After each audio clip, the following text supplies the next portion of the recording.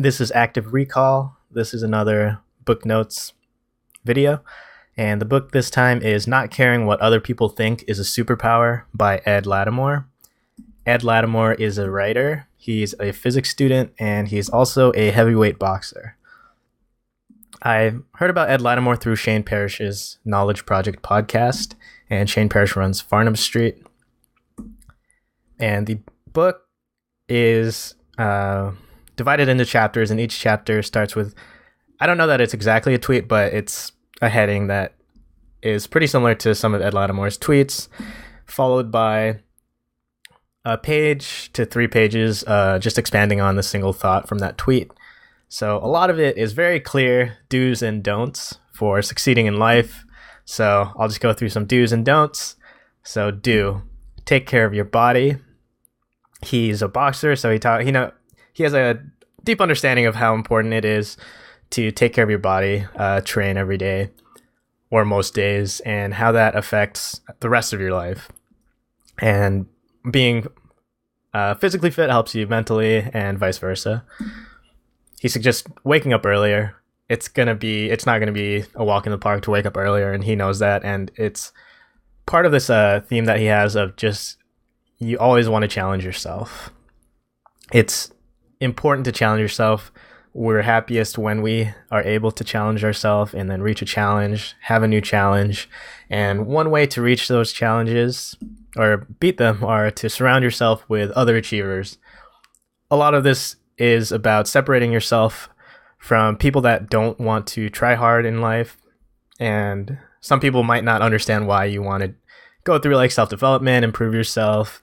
And what you want to do is surround yourself with people, like-minded people, at least not an echo chamber, but at least people that understand why you would want to improve yourself. And do, practice gratitude like a jab. He talks about not succumbing to anger by being grateful. Write down the things that bring you joy, and then anytime that you start feeling angry or frustrated, think about what brings you joy. And now some don'ts. And on the podcast, Ed Latimore talked about how he gave up alcohol and how that changes his life. So he says, don't put drinks above conversation. And this is something he wrote about in the book, is that sober conversations with old friends that's one of the best ways to spend your time. So if you're not going to give up alcohol completely, which I think that'd be hard for everyone to do, at least make sure that when you're meeting up with friends for drinks, that you're meeting up for conversation and not just for the drinks. Don't try to do it all on your own. So this goes back to what I said in the do. So that ties in. If you don't do it alone, or if you try to do it alone, it's going to be harder. So what you want to do is find people, like-minded people, but also to find coaches. For whatever you want to do, it's going to be a lot easier if you have someone that knows what they're doing. So even Mike Tyson had a trainer. Everyone has a trainer. I guess a common example is like Tiger Woods has a swing coach. What can you teach them? And every athlete has different coaches. So surround yourself with positive people. Surround yourself with coaches that know what they're doing so that you don't waste time. And then don't keep toxic people in your life. Surround yourself with good people. That is just, it's worth it to have a do version of that and a don't version of that. So make sure your environment goes towards your goals. And a lot of your environment really is the people that you socialize with, that you surround yourself with. And then something else from the podcast, and not the book, was don't let the dishes pile up. Shane Parrish asked Ed Latimore on the podcast what one change he's made recently that has helped him a lot. And Ed Latimore says first he tried the make your bed thing in the morning so that you accomplish something, but now he tries to make a point of doing the dishes right after he's done eating. So he says that this has to do with inertia. If you're already moving around, it's going to be a lot easier to do the dishes right then. once it starts piling up, that builds up inertia that you'd have to get over, and it's just a good habit to just get moving on something, because especially in this case, you're really gonna have to do it anyway.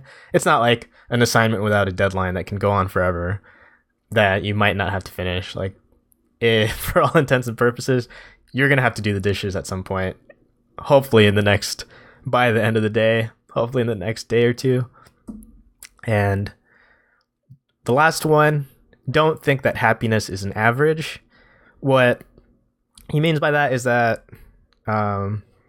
happiness is, I think this is what he said. He says that happiness is a rate of change. So the problem we can fall into is thinking that one single achievement will make us happy for the rest of our lives, and we'll just be blissful. We reach retirement and we have enough money to retire, and then we'll just be happy for the rest of our life. And it doesn't really work like that. You have to. This goes back to what I said about having challenges that you can continue to reach for. We are happy when we are working through challenges and completing them and pushing ourselves and growing. And this isn't to say like struggle equals happiness. It's that, because the opposite of this is probably much worse, when you have challenges that you can't overcome at all. And at some point, there's different extremes of this, but we are happiest when we have control over our challenges too. So make sure to challenge yourself every day, mentally, physically, and also check out this book for some do's and don'ts in life. I really enjoyed it, so go check it out, and thanks for checking this out.